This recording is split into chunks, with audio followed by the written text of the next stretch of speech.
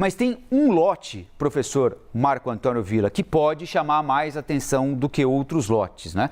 O ex-presidente Jair Bolsonaro foi prestar depoimento ontem à Polícia Federal, 2h30. A Polícia Federal investiga se ele pode ser considerado uma espécie de autor intelectual, ter contribuído intelectualmente para que o dia 8 de janeiro acontecesse como aconteceu. Por tudo que ele disse ao longo do mandato dele como presidente da República, contra a urna eletrônica, sugerindo conluio do Supremo com o PT para eleger o Lula, enfim, né? Desnecessário ficar aqui lembrando. Mas o que o levou à Polícia Federal foi uma postagem na rede social 2 dias depois do dia 8, em que ele, né, manifesta ali alguma espécie de simpatia pelos atentados, depois ele apaga aquilo.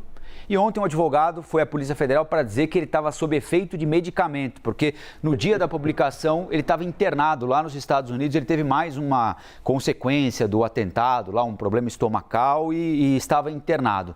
Então foi isso, professor, ele estava medicado e quando disseram a ele o que ele fez, ele apagou imediatamente a versão do advogado. Convence, professor? Bom dia. Bom dia, Colombo. Bom dia a todas e todos. Não, não convence. Claro que não. Isso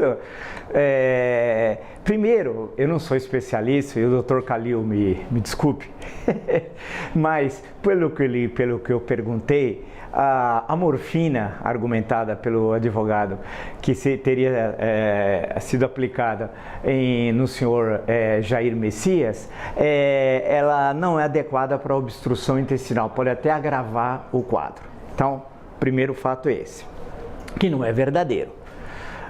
Segundo fato é que a quantidade de morfina aplicada não seria suficiente para ele perder a razão e não saber o que está fazendo, né? Que é o que eles argumentam, que é de um primarismo absoluto, é coisa de primeiro semestre, de primeiro ano de curso de Direito, né? Terceiro, né, quem cuida das suas redes sociais, até o Mickey lá na Flórida, o Pateta também lá na Flórida, sabe? É seu filho, Carlos Bolsonaro, que anda meio desaparecido, inclusive no momento. Portanto, nenhuma das versões apresentadas, que são patéticas, causam riso, né? Especialmente vindo de um ex-militar. Não nos esquecemos que o presidente Ernesto Geisel chamou Bolsonaro de mau soldado, no que ele teve absoluta razão.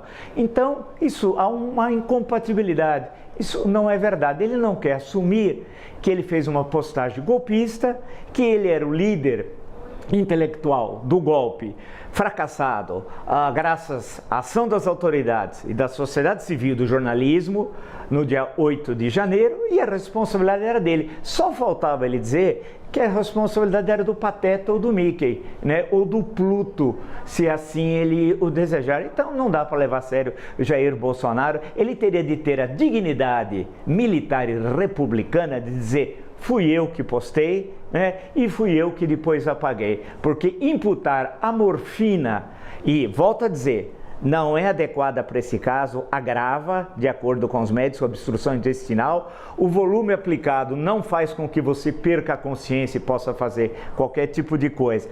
Pior explicação, Colombo, só a da ex-primeira-dama, aquela que esqueceu na pia da cozinha, uma caixa de joias no valor de 6 milhões de reais. Então você, nós recebemos um presente de 5 a 6 milhões de reais de joias e deixamos esquecida na pia da cozinha, que provavelmente não era usada, porque estava esquecida. Em suma, são explicações tão pueris que levam cada vez mais, com certeza, o presidente da República rumo a um prédio público que não é muito agradável. No Rio é chamado de Bangu 8, em Brasília é chamado de Papuda.